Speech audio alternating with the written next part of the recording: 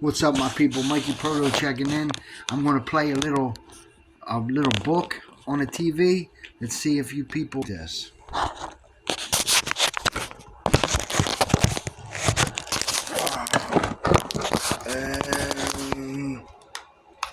Go. Presented by Wisdom Untold. In his poem called Europe, which is a prophecy about you, William Blake said, "Then Edith Harmon woke, nor knew that she had slept, and 1800 years were fled as if they had not been." So in the form of a story, Blake used the name any Harmon to express any emanating desire or image.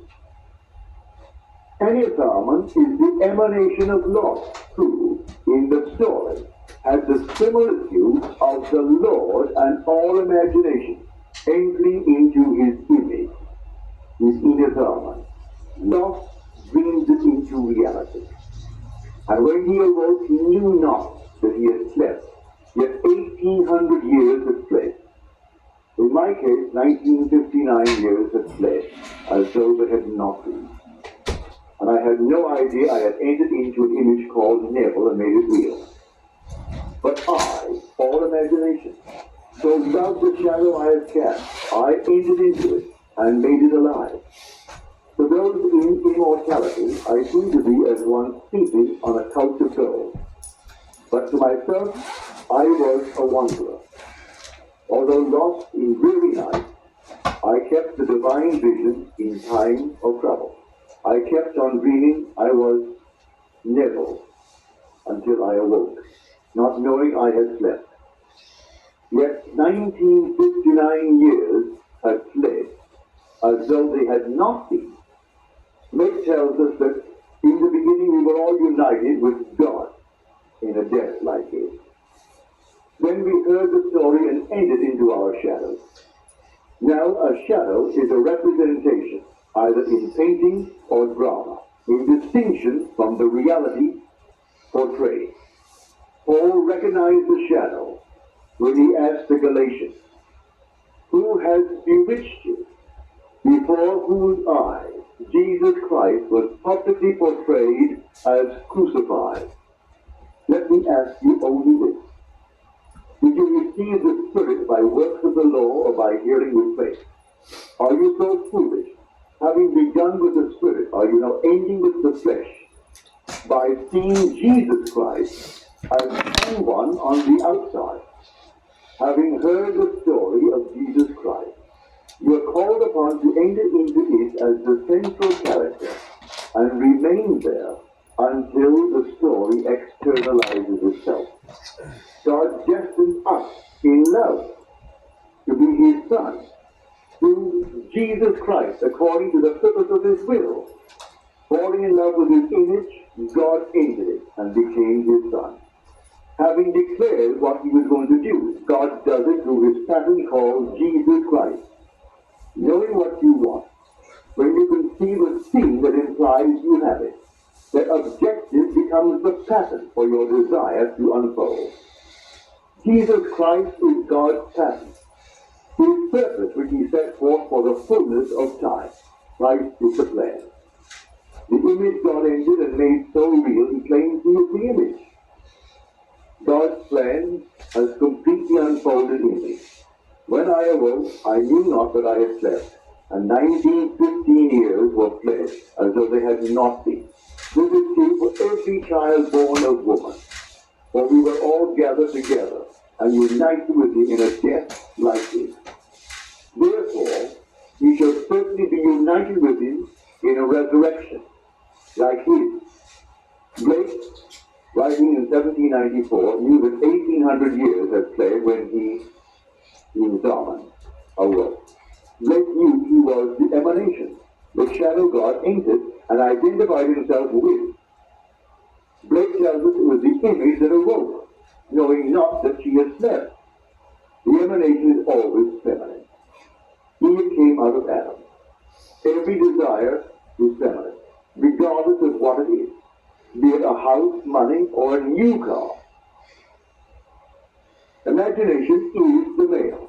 which must leave every doubt, every thought of impossibility behind, and cleave to the desired emanation until they're one. To do this, imagination must enter into the shadow and remain there until there is only the awareness of being possessing the fulfilled desire. In this world of Caesar, it could take an hour, a day, a week, or a month to awaken the desire within and project it on the screen of space. But you must enter into the image and remain there, just as God did in the foundation of time, in order to make himself. God so became me, that when he awoke in the tomb, I did not know I had slept. In fact, I did not know I had been placed there, as I had become so one with it. In his book of Milton, Blake tells us that when he entered into his shadow, he appeared to those in immortality as one asleep on a couch of gold, but to himself he was a wanderer, lost in dreary night. Is that not the story of everyone? Lost and confused. Imagination is faithful to the image it is assumed, saying, I am John, I am Ray, I am Natalie. Now, in the image of the being I fell in love with, Neville is my emanation, my shadow, and the image I have been faithful to. Many a time I have thought myself a wanderer in dreary night, confused and not knowing where to turn for a dollar. But those who contemplate on death saw me as one asleep on a couch of gold. They knew the purpose behind my entry into the state of sleep, but they did not know what I was experiencing. You are in this world because you are in love with the beast. You believe yourself to be. You may say that is not true, but I say it is impossible for thought greater than itself to know. Do not believe anyone who claims to know. Do not believe anyone who claims to love someone else more than they do themselves, or they do not. It is impossible for thought to be greater than the image it believes itself to be. Yes, you want companionship, security, and health, but these are all part of the image you fell in love with and entered. You are now alive because you, a living being, has given the image called by your earthly name life, and you will transform it into a life-giving spirit, because that is what you really are. Before this drama called life began, you predetermined a perfect pattern called Jesus Christ, which would lead you back to where you were prior to entering into the image. Now, in this world, a man who wants to be a success in business can sit down and map out a pattern, a scene, which would imply he has the success he desires. Then as he enters the scene and believes its truth, the pattern of success will unfold and the world will confirm it. But he must persist in the image of success, just as God has persisted. For the day will come when God will awaken and express the success he believes himself to be. God enters into the image of every child born of woman to give it life. At that moment, God's real and immortal self is, to those who dwell in immortality, as one sleeping on a couch of gold. But to himself, he seems a wanderer, lost in dreary night. The day will come when he will awake, and unknown to him, 1800 or 2000 years will have fled, as if they had not been. Use the same technique God used to become you, as one whose name forever is I am. God fell in love with you, his image, and entered it. Now knowing you are, you say I am. But God is occupying his image, and now answer to the name you were given at birth. Intrigued by the idea of expressing himself in a body of flesh and blood, God entered this body by dreaming he is Neville. God laid himself down within me to sleep, and as he slept, he dreamed he was I.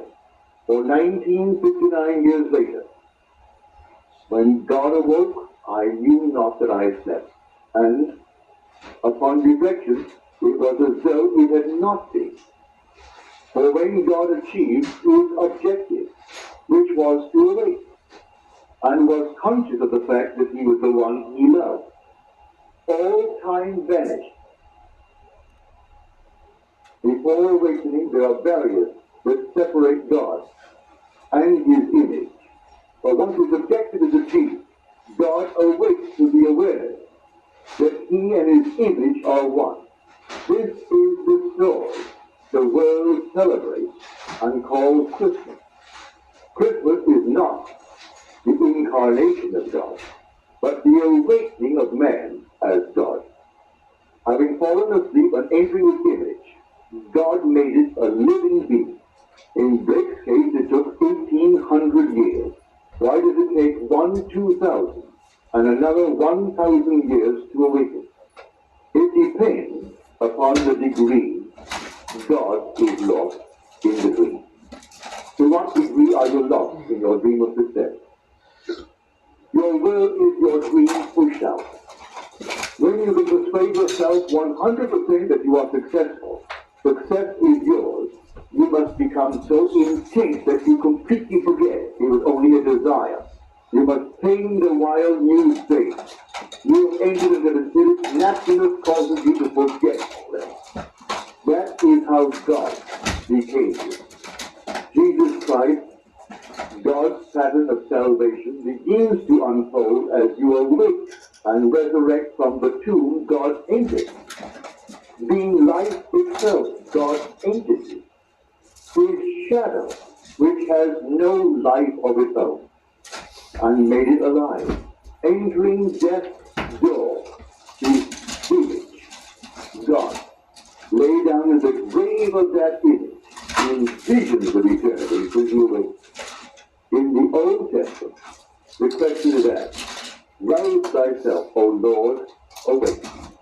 Why castest off forever?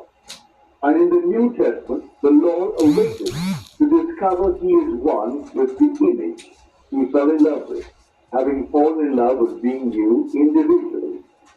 When God awakes, you are his. That is Christmas. When God incarnated himself in the image he so fell in love with, time was divided between BC and AD.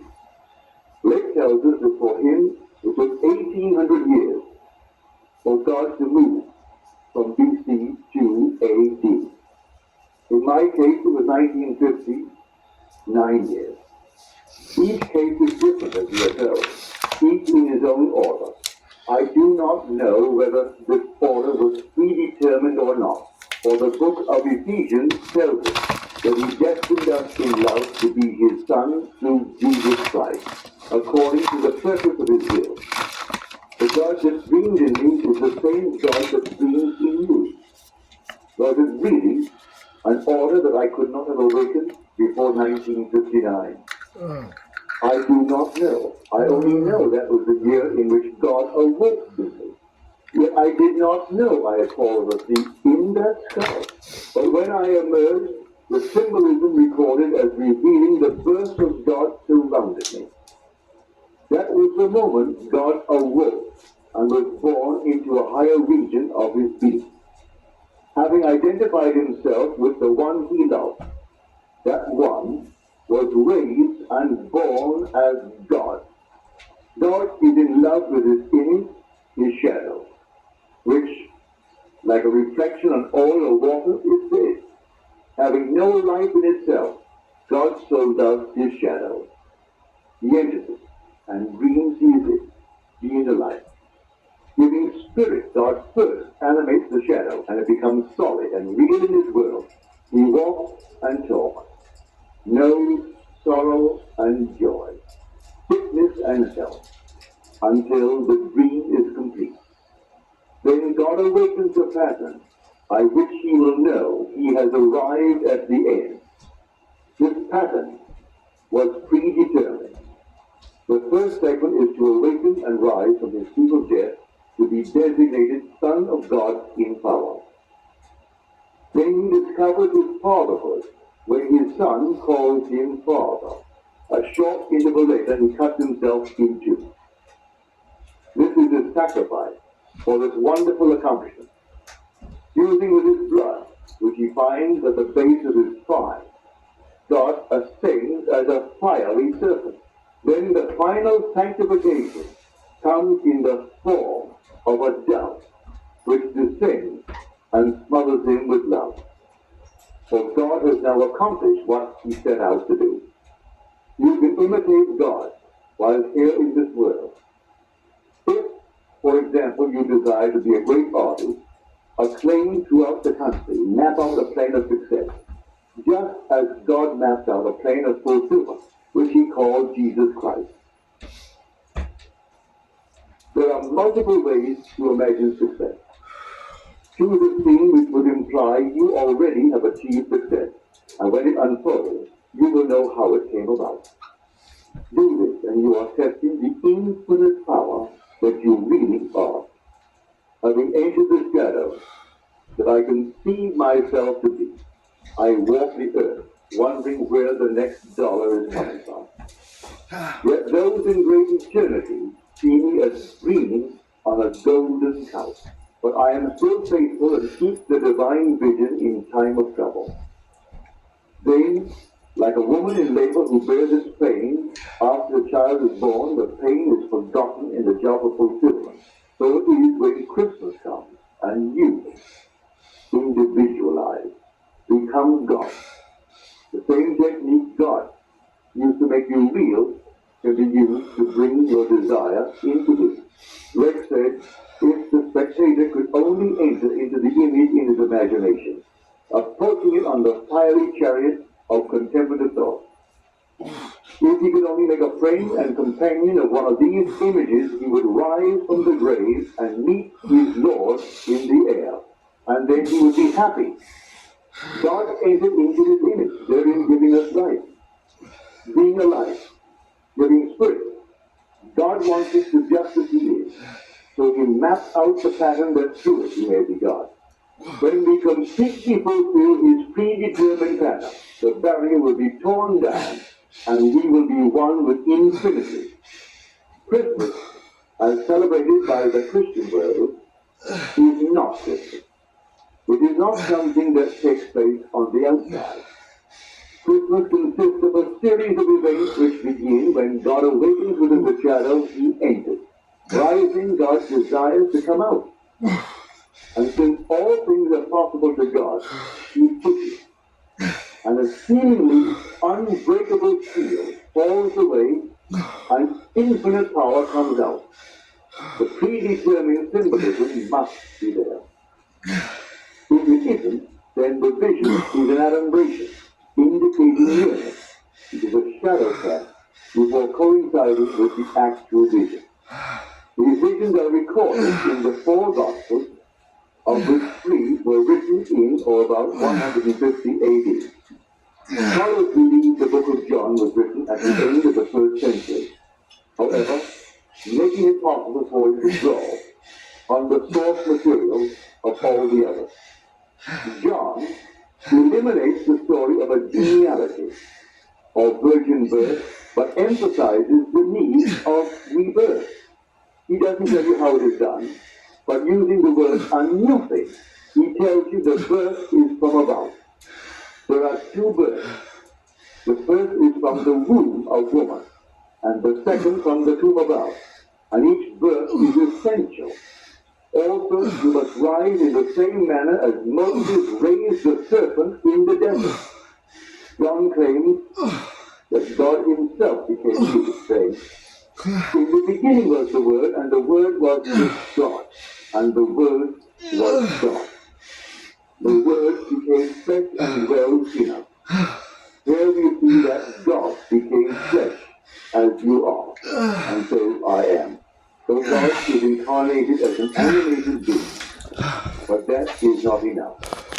He wants you to be as he is, and God is the life-giving Spirit. In order to do this, his pattern must be fulfilled. And when it is, you enter an entirely different sphere. called the kingdom of heaven. Having fallen in love with your image, God entered that shadow and made it alive by falling asleep. Now dreaming, he is human. He loves you, the being you identify with today. You may not be in love with being poor, but that is not you. You could be rich if that is your desire, but... What's up, my people? Mikey Proto checking in. I'm doing squats with my dumbbells in my living room. I'm getting ready to take the train out to Lancaster, PA, because I manifested a new job that pays a lot more money than Bob's Crab Shack, and I don't got to work around a bunch of snakes who are out to stick their fangs in each other because they don't like each other and they don't like themselves. So God has blessed me to put me around some people that are actually kind-hearted people, and I really appreciate it. So my interpretation of the Bible is the only truth that will set you free. Brothers and sisters, start paying attention. Mikey Proto checking in.